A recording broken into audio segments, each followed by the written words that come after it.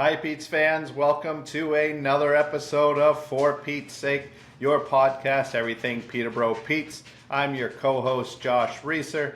As always, in the chair next to me, my twin brother, co-host, and encyclopedia of OHL knowledge, Matt Reeser. And what a week for the Pete's it is. It is currently a snowy day out there. I hope you guys have some hot chocolate or hot coffee in your mug. The only thing hotter than that beverage in your mug, the Peterborough Pete's. Spoiler alert, big week. We are going to have all the game recaps in what was a very impressive 3-game stretch.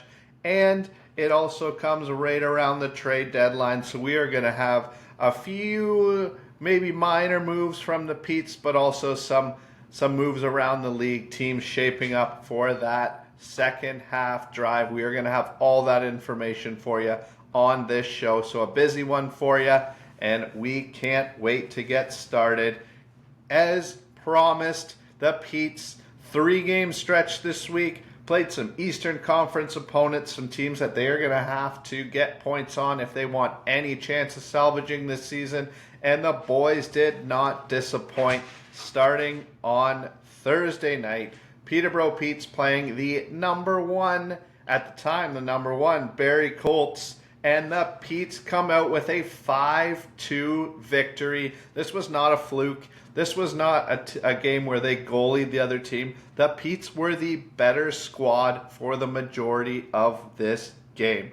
They were frustrating Barrie all night with their neutral zone play, with their forecheck. They were hard on pucks. They were banging bodies. They shut down the new guys in Wakely and Van Stietzel. And it was a very, very, very impressive showing for the boys. It was also the first time Pete's fans got to see Rio Kaiser on home ice, as well as the newly acquired trade line addition, Brady Stonehouse. So starting off the scoring was Nico Addy, coming off to get 2 goals against Sudbury the game prior. He continued his goal scoring streak with a pretty decent shot. Again, if he can get time and space, he has an absolute cannon. Then the Pete's would keep it going there. They would not let their feet off the gas, which is what you want to see. Jumping out to a 4-0 lead before Barrie even knew what was happening. Goals from Jonathan Malee, Aiden Young, and Caden Taylor. Some very nice goals off the rush, some very nice finishes. There was one stretch of play late in the second where Barrie turned it on a little bit. They did score 2 goals, but the Pete's were still in control. And I like that they figured it out after that. They came back out and were able to hold on to the lead. Liam Lads jumping up into the play and scoring a much-deserved goal later in the final period to round it out 5-2. Very, very impressive all the way around. Some of the new guys look great. I want to shout out Rio Kaiser. He is an incredible force back there. He likes to throw his weight around. He clears the net. He's tough. And he is incredibly mobile for a big man. I didn't realize till I saw it, but he is a giant guy out there, and he skates really, really well. I think he can really shore up this defense and give us 3 solid pairings. I think we already had a decent depth there, and we were trending in the right direction, but now we are even stronger. I love to see it. First game from Stonehouse. I like what he did. Came in, played the right way, played his game, laid the body. He actually helped turn the puck over on one of the goals. It was off his forecheck, and that's what he's going to do. A pest that you like to have on your team and hate to play against. And that led directly, as I said, to that Aiden Young goal. So nice to have him on our team instead of somewhere else. A little bit of concerning news. Zach Bowen was actually the starter. But to start the second period, we noticed Easton Rye was in the net. And it looks like an injury, you're saying? Yeah. The paper said he was injured. Yeah, looks like potentially a minor injury there. Tough for Bowen. He dealt with an injury earlier in the year where he missed a month and a bit. Nice to have Easton Rye coming in, a very capable backup. And we actually got to see the first sighting on the bench of Luka Jelena, who took over as the backup goalie in that game. didn't make it out onto the ice, but nice to see another young drafted goalie get a chance to be around the boys and experience a big time win. This was an awesome one to be as a fan. It fired me up, and I'm doing my Ric Flair woo, because I love beating up on those good teams. Maddie, before I run out of breath from excitement here, you got to take us through the next two games, because it wasn't just one. This was a great week for the Petes. Yeah, it also is nice because the Petes have kind of developed their under 18 team to be like a farm team for the Petes, and that's where Jelena's playing. So when they needed a third goalie, he's already there. He's in the city. They can get him to the bench, get him ready to go.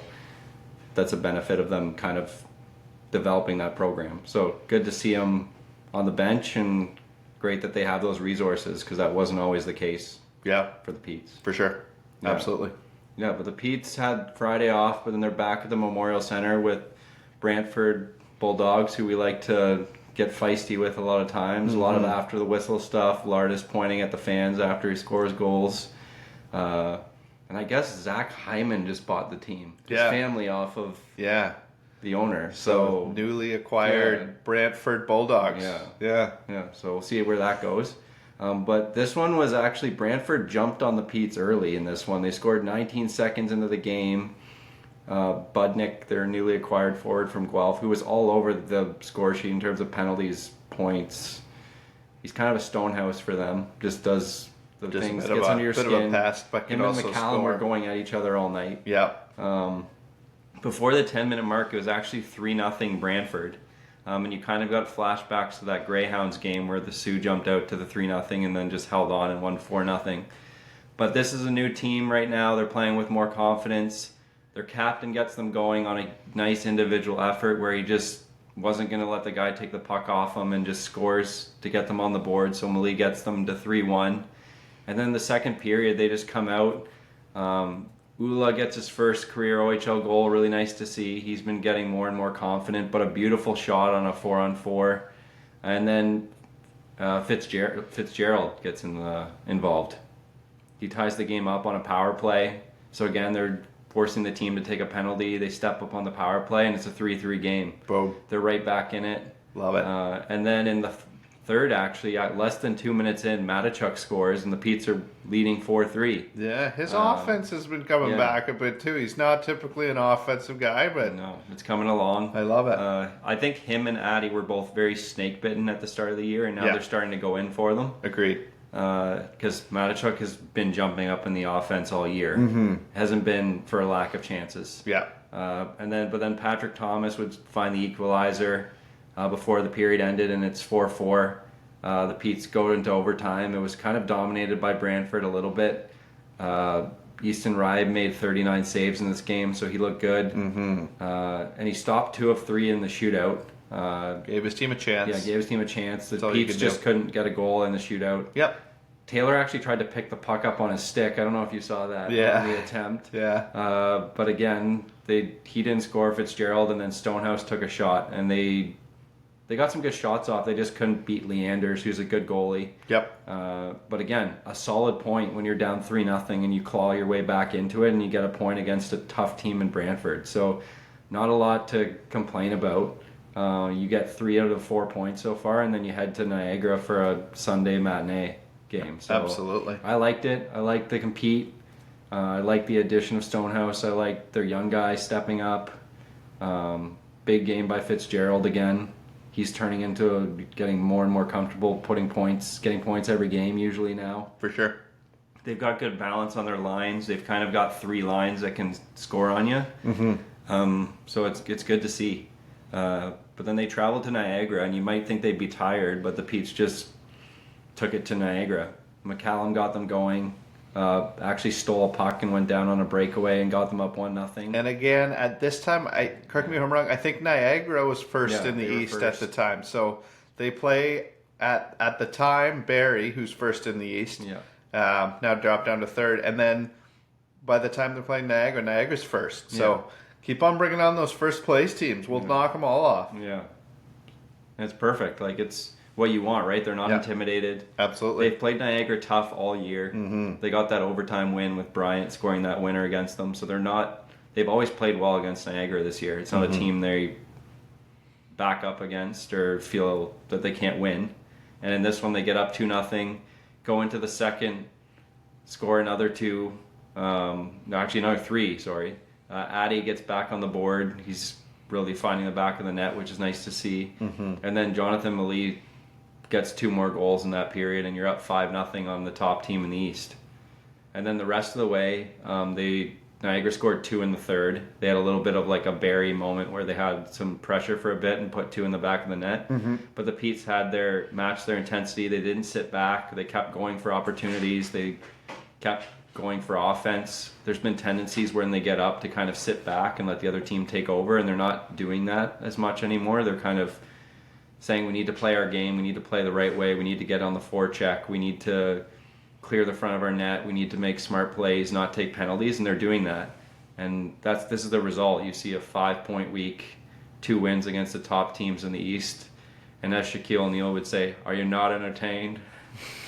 I love it. And I am entertained. Yeah, very entertained. Yeah, great. This is what we were waiting for, and it honestly was around the corner. Like the team has been playing well. Yeah. We've got some new additions, some of them internally with Kaiser, and then some of them, new guys, new faces like Stonehouse jump in, and Bryant's continued to impress me. So I don't know if I predicted it going like weeks like this too often, but I'm not surprised with their success.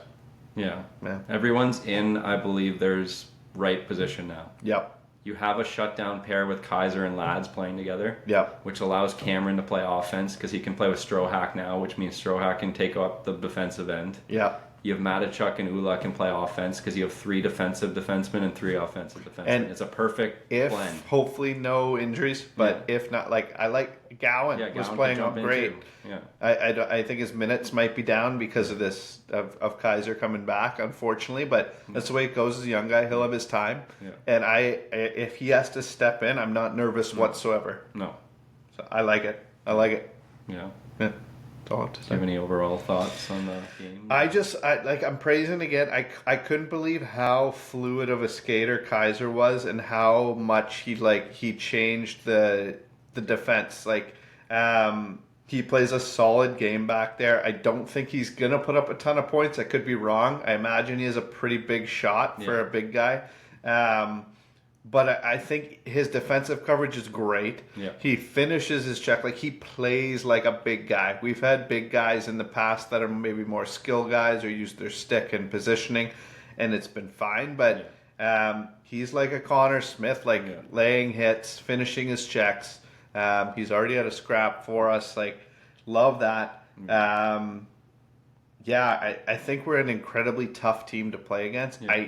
I hope the offense keeps going. Yeah. Because I think that's the only thing that could slow this train down is, we saw a stretch right after Christmas where we couldn't finish. Yeah. And we had games where we had lots of shots and maybe they weren't the best quality shots. So we've just come off a week where, we scored 5 and then we scored 4 and then we scored 5. Yeah. So we can score against good teams. Yeah. So let's keep it going. I think that's what needs to be the best. And I don't know what it is. Pete's play great against tougher competition. Yeah.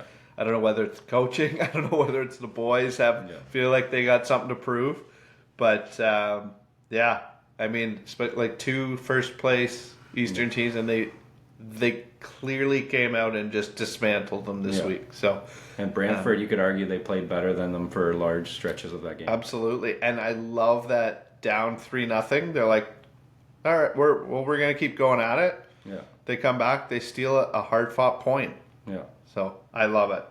Yeah. Well, I just want to throw an interesting thought for you here. So Pete's had that historically bad start to the year.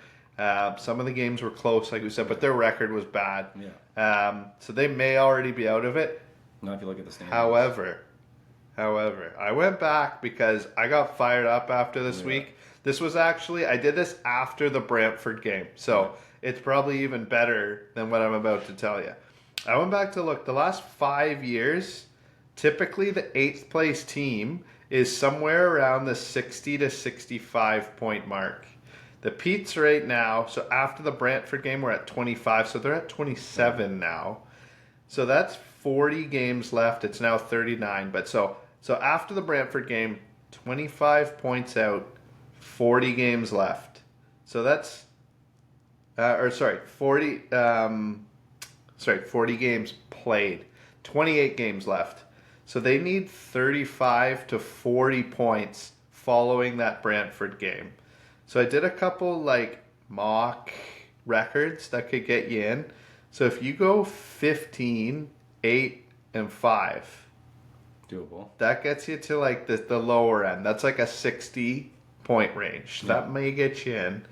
If you went 17, 5, and 6, now that's above a 60% win clip. I think, it's not easy. No. I'm not saying it's going to happen, but a team catches fire. Yeah. That's doable. And if in a year when the East is pretty kind of a little bit top heavy and there's some teams that have made some trades, Yeah. you might sneak in. I'm not calling it either way. I'm just laying out the facts. I would love to see it. They still very much have their work cut out with them. I almost wish the first half of the year we were just mediocre instead of historically bad, because we'd be there. We'd be right in the hunt, and we might even be climbing in a playoff spot. So, and then imagine you get in. Yeah. You play Niagara? The other, well, not even you. I'm just thinking anyone that comes to the Pete's looks at the lineup, and you're dealing with a 4 to 7 game stretch where you have to go up against Stonehouse, McCullum, Page's a dog on a bone. You have to go up against Kaiser now. You have Strohak. Liam Lads is a tough defenseman back there. Like, you have tons and tons of guys. Like, Addy will throw his weight around. Fitzgerald's a big body. Yeah. Like, they're built for playoff hockey, in my mind. They've got some scores as well now. And that would not be a cakewalk of a season. I don't know if they would win a series. I can't make that claim. But you would come out black and blue and absolutely remember that series you played against the Pete's. Yep. So I would love to see it happen. I'm just throwing it out there, a little thought for you guys. I think it would be fantastic. I want to see them go on a run. They started the right way with a win against Niagara, so now it's even less points they need. And the playoffs are still, I think, a little bit of a dream, but we're getting closer. And I would love to see it. So I don't know your thoughts on whether that's realistic or whether I'm being a bit of a homer here, but I got excited and I just wanted to dive into the numbers. I just wanted to see, the old Lloyd Christmas. So you're telling me there's a chance, and I think there very much is. Oh, there is. Yeah. They're 9 points out of 8. Yeah. So And Ottawa is that team, and they're falling off because they traded away Muse, Stonehouse. yeah. Like, they got rid. North Bay is above us. They just traded all their veterans away. Yeah. Not saying we're a dominant team, but we're trending in the right direction, and those two teams are really, really struggling. Yeah. And they gave away a lot of their offensive power, which Yep. means they can't score as much as they used to, hopefully. Yep. And who says the Pete's can't catch them? They're starting to win games instead of giving teams a point. They're starting to win in regulation. Yep. It's just going to come down to you got to win those games. You can't give other teams points. Yep. You got to win, and you got to win against the teams you're chasing and the teams in your conference. Absolutely. Yeah. So hopefully we can keep that going. Well, let's dive into our 3 stars. Again, Could have been 8 stars. There could have been. The whole team was great this week. So I almost want to do the 21 stars of the week, but we can't. We had to pick some well-deserving people. We're gonna cheat a little bit. We couldn't do just 3 because they were so good. So we snuck in a 4th star, but there was so many honorable mentions. We'll start with the captain, Jonathan Millie, leading by example. Goals in all 3 games, some big goals. You can see he wears his heart on his sleeve. He loves the Pete's. He's saluting the fans after he scores. The guys follow him into battle. So good on you, Jonathan Millie, number 1. Number 2, Liam Lads, a point in every game this week. Big goal against Barrie where he jumped up into the play. Looking confident back there. He's finishing his check, and he's got a great stick in the defensive zone. He likes to knock those pucks away, and he's very good at transitioning, setting up the rush for his forwards as well. So good on you, Liam Lads. I know Matt's a big fan. I am also a big fan. and we love to watch you play. And we're gonna stick with defenseman Cenk Gula. First career OHL goal against Niagara. This was a long time coming. He's looked very confident back there. And I'd say same thing with Lads. Maybe not the biggest guy. He'll throw some bombs. He'll throw some big hits. He's getting bigger. He's absolutely, and he's going to continue to get bigger. But his positioning and his stick work against Barrie was just, I was watching and I was like, this guy's like an OHL veteran and he's a rookie. Yeah. So I think the future's bright with him back there. Gets his first goal and adds an assist against Niagara as well. I love what he brings. Very smooth skater. So awesome for Cenk Gula. And we're going to stick with those young guys. Another draft pick this year. Colin Fitzgerald setting up that winning goal against Barrie and a big goal against Brantford. Only to have another multi-point night against Niagara. Points coming in bunches now. You mentioned he's confident. He's big, and in those rough games, like where there's the shenanigans after the whistle, where teams are hitting, he's not phased. No, he's a big body, and he is laying his body on the line for the team. I think he's the exact kind of guy that would thrive in a playoff situation. Yep. So I hope we get him there. Maybe this year, maybe next year. Yep. But I absolutely love what I'm seeing from Colin Fitzgerald, and like we said, many other mentions. It could go either way. Yeah.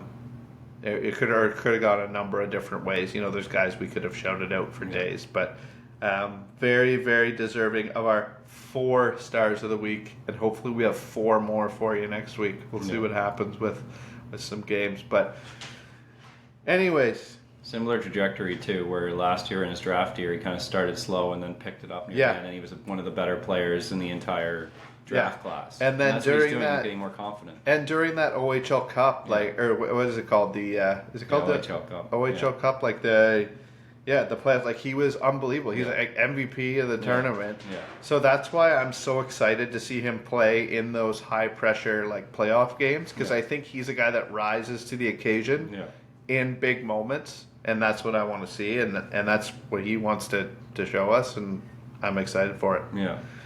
Well, it was the deadline. We do have a little bit. We'll go around the league, show or mention some teams making some moves.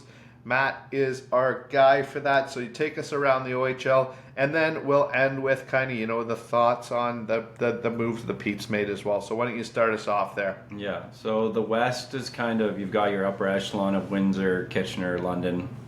Those are your big 3 monster up there. So I think some teams in the West that are in playoff positions, and then some that aren't, are like, we're selling.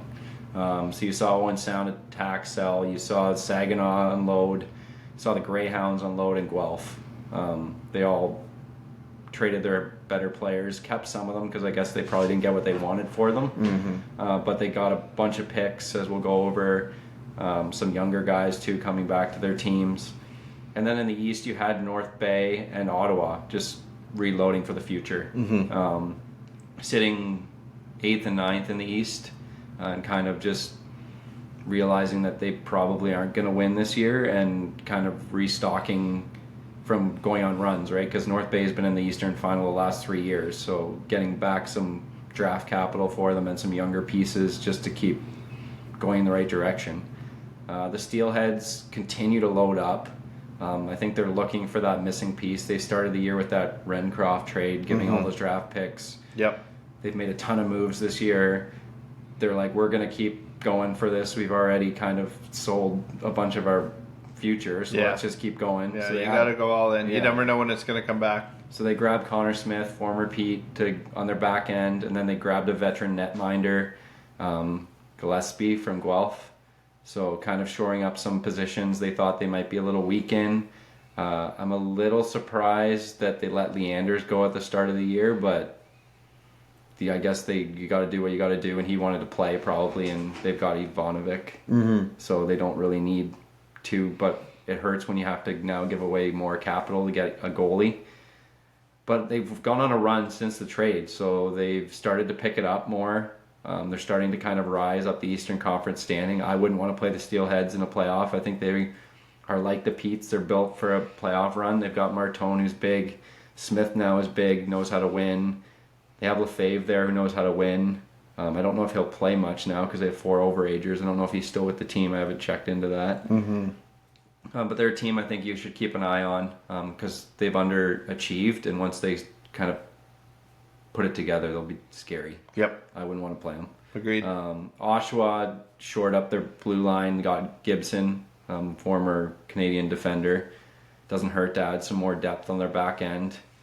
Sudbury went with, got some grit with Roberts, and got Muse up front from Ottawa for a ton of picks.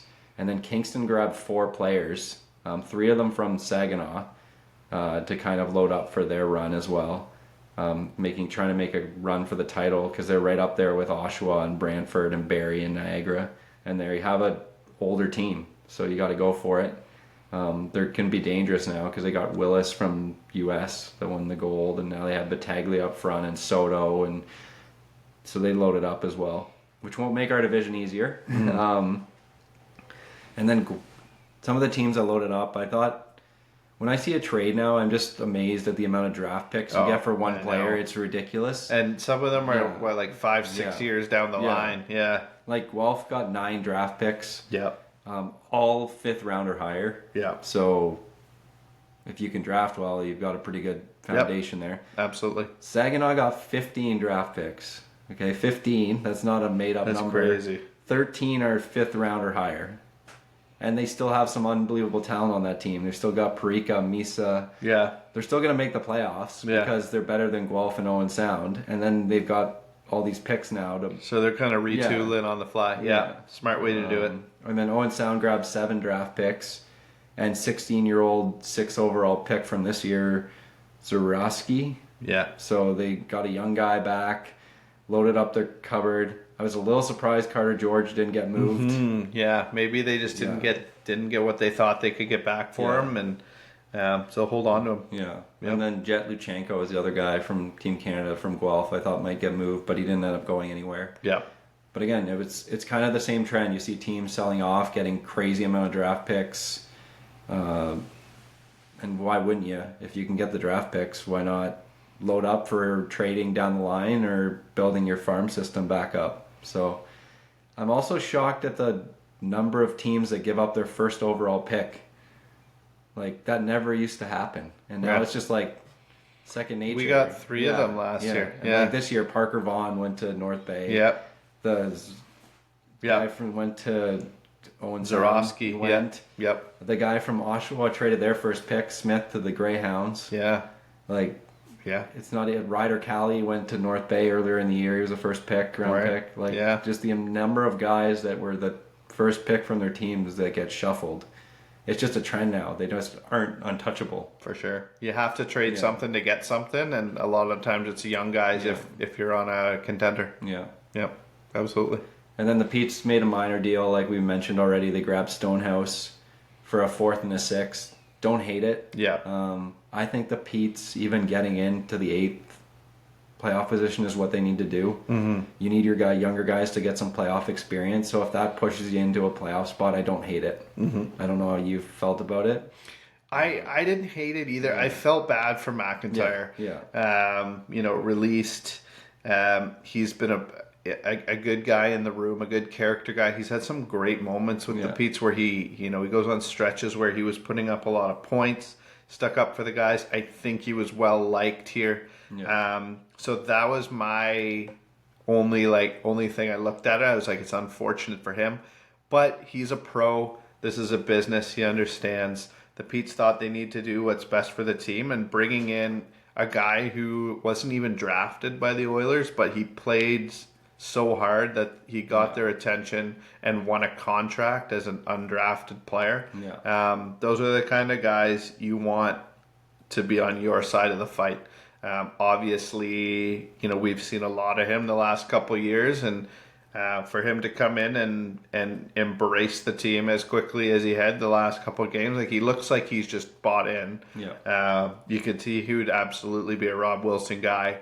So I didn't hate it. Plays kind of a Marchand game where he's in your face, but then can also bury big goals. So, Yeah, I think it's a move again geared towards the Pete's don't want to be last in the No. league.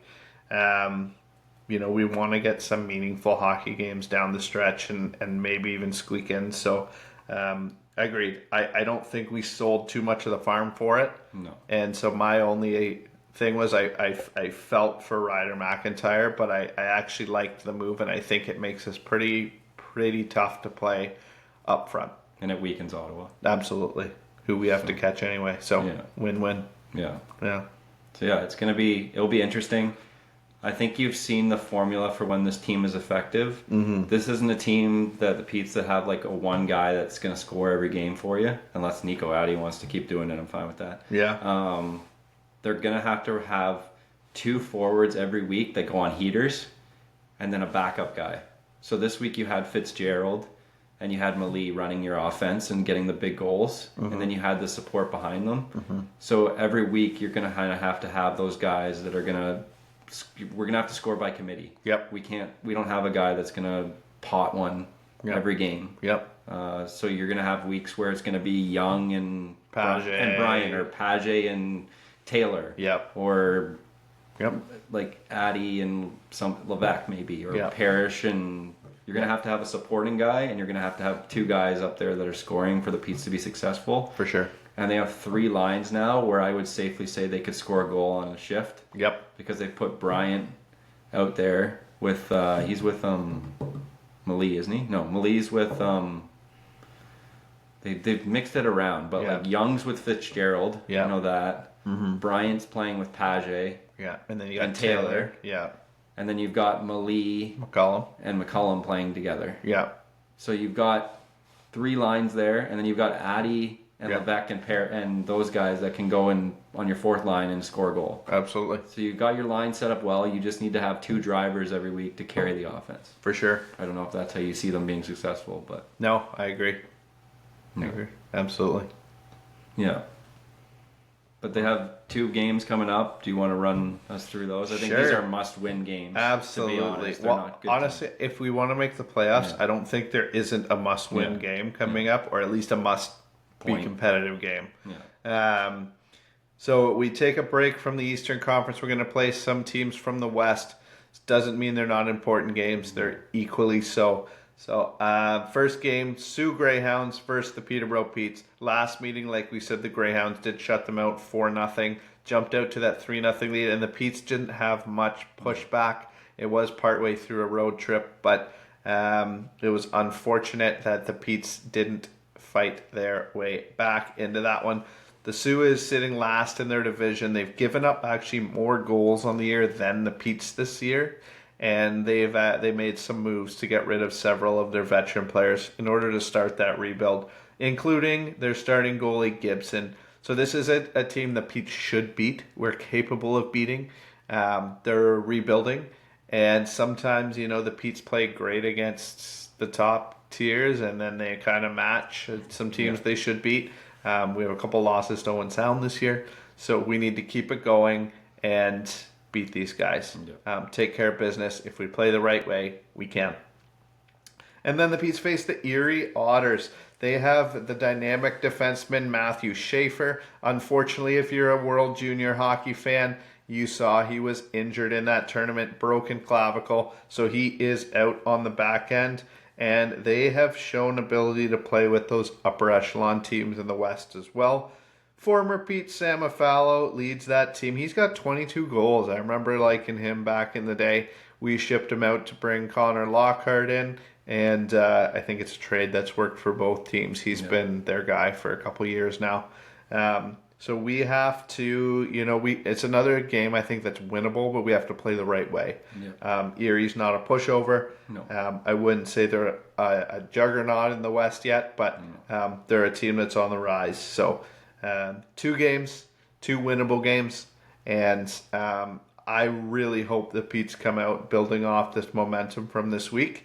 And I hope we continue that offense going. We stick to our defensive plans and come away with 2 more victories. That's what I'd like to say. Yeah. They got 3 weeks with 2 games only, so this is time to empty the empty the tank. You don't got anything to save it for. You don't have 3 games in 4 days or Yep. 3 games. You have 2 games. So Yeah. well rested a Thursday and a Saturday. You can run your big guys with more minutes. Yep. Come out with 2 big wins. Absolutely. You know what I want to see? Realistically, 5 points out of a playoff spot. Yeah. Family Day. Yeah. I think we can do it. I think we might even do better than that, but that keeps us in the hunt. We're right there. Yeah. So that's what I'm saying. Yeah. 5 points out by Family Day for a big stretch to end the year. Yeah. And maybe even sneak in. I love it. I'm getting fired up just thinking about it. But anyways, that's our show for today. Thank you so much for listening. Watch the Pete's play. They are on fire right now. They are the best show in town. Go support the boys. This time of year when they need wins, they feed off the fans. Absolutely. Support all those kids and go buy a ticket and watch some fantastic, fantastic OHL hockey.